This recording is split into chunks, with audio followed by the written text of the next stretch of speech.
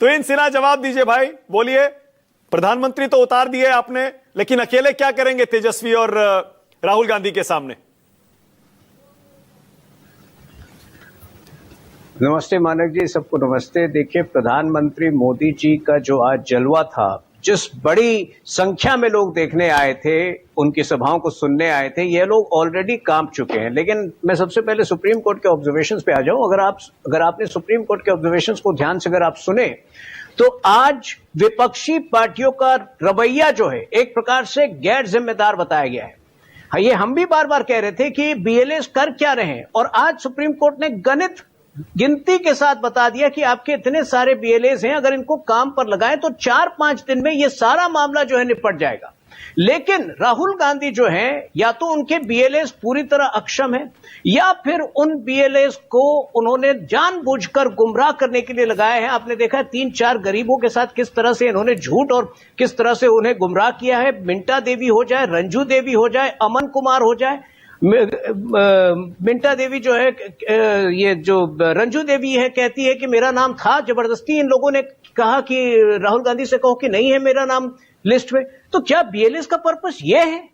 राहुल गांधी नेता विपक्ष के तौर पर इतनी बड़ी एम्बैरेसमेंट है कि उनके बीएलएस पूरे प्रोसेस को सुलझाने के बजाय अराजकता फैला रहे हैं। और आज सुप्रीम कोर्ट ने विशेष तौर पे जो टिप्पणी दी है, मेरे ख्याल से उसके बाद कांग्रेस पार्टी को संज्ञान लेना चाहिए और अपनी हरकतें बदलनी चाहिए। एट द सेम टाइम मानक जी, लास्ट में सुप्रीम कोर्ट, जस्ट 10 सेकेंड और, क्या ऑब्जर्वेशन था सुप्रीम कोर्ट का? स्पष्ट तौर पे था कि election, we appreciate the effort of election commission in carrying out the SIR which is an inclusive process. SIR को समावेशी बताया है सुप्रीम कोर्ट ने। तो जो लोग अभी भी स्वप्न देख रहे हैं कि एसआईआर रुकेगा, एसआईआर नहीं रुकने वाला है।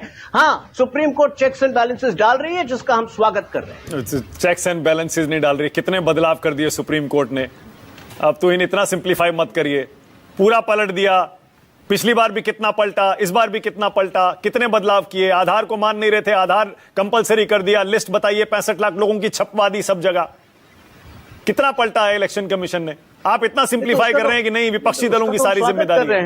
मान लीजिए इलेक्शन कमीशन का एसआईआर शुरू में जो आया, उसमें बदलाव की जरूरत थी और की सुप्रीम कोर्ट ने, अभी भी कर रहा है। बदलाव की जरूरत, तो देखिए, बदलाव की जरूरत किसी भी अच्छे प्रक्रिया में बदलाव की जरूरत होती है, और हम स्वागत कर रहे हैं। हमने तो विरोध नहीं किया।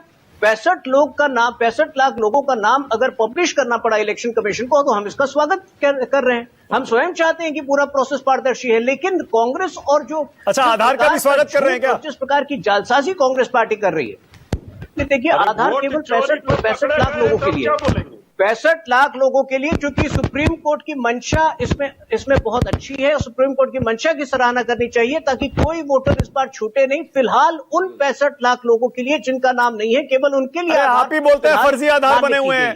बाकी लोगों, तो इन कितनी बार आप बोल चुके हैं फर्जी आधार हैं, घुसपैठियों ने बनवाए हुए हैं। मानक जी, पिछले गुरुवार सुप्रीम कोर्ट ने ही अपनी एक ऑब्जर्वेशन में कहा था कि मैं इलेक्शन कमीशन से सहमत हूं, आधार कार्ड जो है वो नागरिकता का प्रमाण नहीं होना चाहिए। तो फिलहाल के लिए, चूंकि किसी भी योग्य व्यक्ति का नाम ना छूटे, फिलहाल के लिए केवल 65 लाख लोगों के लिए आधार मान्य किया गया है। और आगे जाकर मुझे नहीं लगता है कि जब भविष्य में कोई एसआईआर की प्रक्रिया होगी, तो उसमें सेम तरीके से होगी, उसमें आधार नहीं शामिल किया जाएगा। आधार नहीं शामिल किया जाएगा, ये सुप्रीम कोर्ट से भी मैं कह रहा हूं, भविष्य में जो होगी। फिलहाल के लिए ये 65 लाख लोग में अगर कोई भी योग्य व्यक्ति है जो छूटा हो, तो उसको बाहर नहीं रहना पड़े, इसलिए फिलहाल के लिए इसको मान्य किया गया है। अरे आगे भी हो सकता है भाई, आप कैसे कह रहे हैं कि आगे आधार मान्य नहीं होगा? उनकी तो डिमांड है पिटिशनर्स की, आधार सबके लिए लागू कर दीजिए। आप भी पिछले 5 हफ्तों से मानक जी फॉलो कर रहे हैं, जो सारे हियरिंग हुए, हर रोज की हियरिंग फॉलो कर रहे हैं। अगर होना होता तो पिछले हियरिंग में ही हो जाता। आज भी सुझाव दिया है इमरजेंसी, सुप्रीम कोर्ट ने आज भी सुझाव दिया है। तुहिन, आपने फॉलो किया होगा कि मान लीजिए इसको, 11 डॉक्यूमेंट्स के साथ एक और डॉक्यूमेंट मान लीजिए आधार को। नहीं, तो इसीलिए कह रहा हूं कि फिलहाल एक इमरजेंसी मेजर है, ताकि कोई भी योग्य व्यक्ति, अगर 65 लाख जो नाम बाहर है उसमें छूट रहा हो, तो उसको शामिल किया जाए। ठीक है, आप विपक्षी दलों पर आरोप लगा रहे हैं, बस क्या इलेक्शन कमीशन की तरफ से आप ये गारंटी ले सकते हैं? Can you vouch for election commission के जमीन पर जो बीएलएज राजनीतिक दलों के ये फॉर्म 6 भर के दे रहे हैं 65 लाख लोगों की तरफ से, उनको स्वीकार किया जा रहा है? क्योंकि कोर्ट में कह रहे हैं पिटिशनर्स के वकील शामिल स्वीकार नहीं कर रहा है बीएलएस की तरफ से एप्लीकेशंस को। देखिए, इलेक्शन कमीशन कांग्रेस के बीएलएस क्या कर रहे हैं मुझे नहीं पता, वो लोगों को गुमराह कर रहे हैं या हेल्प कर रहे हैं वो आप तय कर सकते हैं, लेकिन अगर जो व्यक्ति का नाम बाहर है उसके साथ ये बीएलएस जाते हैं तो मुझे नहीं लगता है कि कहीं पर भी बीएलएस को रोका जाएगा। हाँ, कांग्रेस के बीएलएस की क्या हरकत रही है पिछले 5-6 हफ्ते में, ये पूरे देश ने देखा है, केवल और केवल इन्होंने गुमराह किया है। अतुल लोंडे पाटिल।